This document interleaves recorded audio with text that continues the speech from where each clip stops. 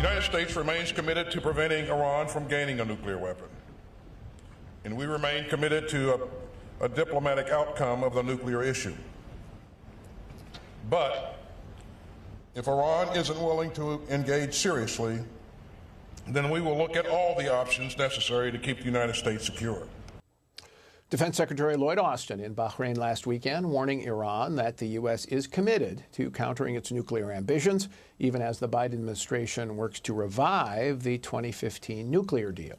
Talks are set to resume next week in Vienna following a month-long hiatus, during which Iran inaugurated a new hardline president and continued its march toward a nuclear weapon. So what should we expect when negotiators return to the table on Monday? And is the U.S. goal of a longer and stronger deal still within reach?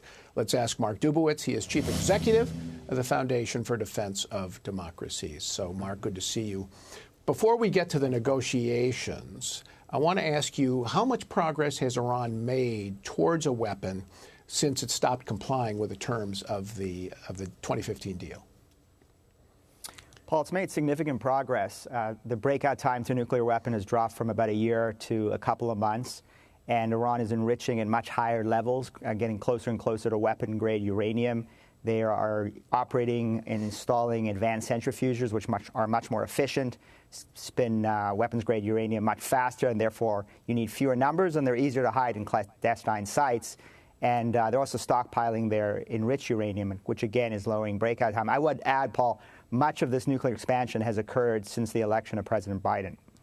Okay, so with that backdrop, now returning to the table on Monday, what do you expect to see and what do you expect to see happen?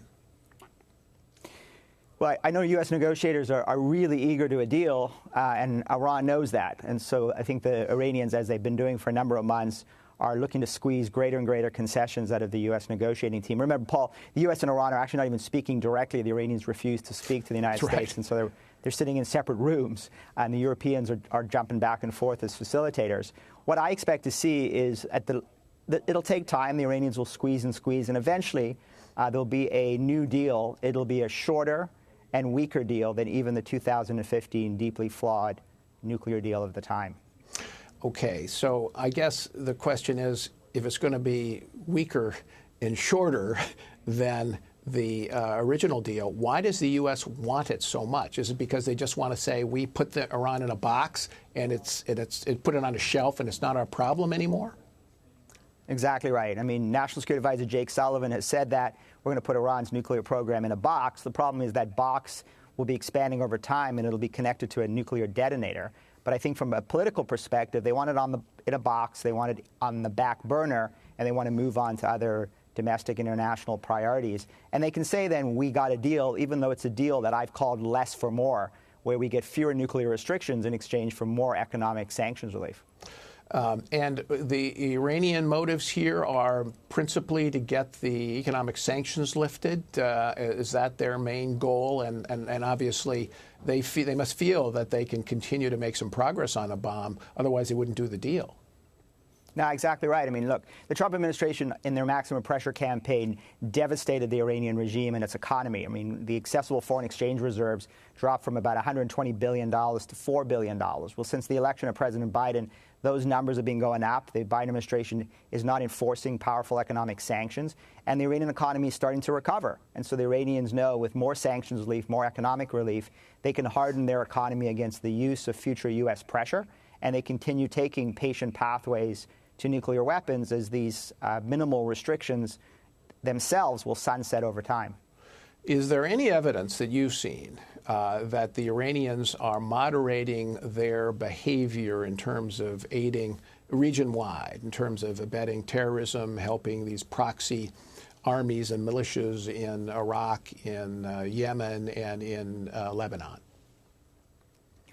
There's no evidence that they are diminishing their activities. There's overwhelming evidence that they're expanding their regional aggression against our allies and against U.S. forces. And they're doing so because they know right now they're not going to pay a price. You know, under Trump, they always didn't know where they stood with the president. There were times where they were expanding and President Trump did nothing. And then he turned around and killed Qasem Soleimani, the head of the Iranian Revolutionary Guard, Quds Force, who was Iran's most capable and strategic battlefield commander. And that was a devastating blow to the regime.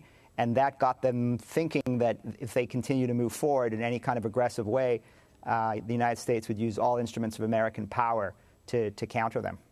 Well, so the question is, let's say your estimation plays out and they do a deal on the terms you described. How is that going to play in the region, particularly with the Gulf Arabs and also, of course, preeminently with Israel? Are they going to be able to accept that, or are they going to have to act on their own in some way?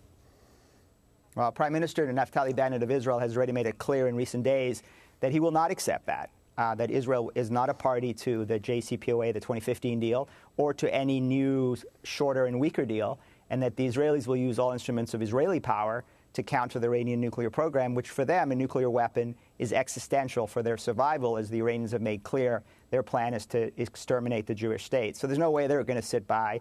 They've already been operating deep inside Iran using covert action, assassinations.